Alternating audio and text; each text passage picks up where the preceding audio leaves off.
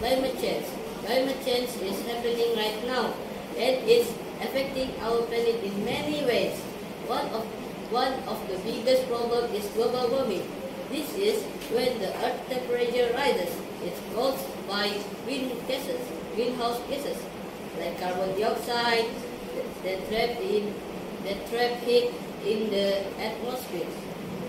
These gases come from burning fossil fuels like coal, oil, and gas. Global warming is causing many problems.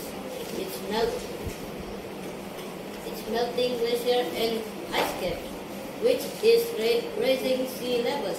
It's also changing weather patterns, causing more extreme weather events like floods, drought, and hurricanes.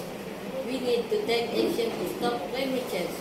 We can reduce our carbon footprint by using less energy, driving less, and eat less meat. We can also support renewable energy sources like solar and wind power. It's important that we all work together to protect our planet. Let's make a difference. Thank you.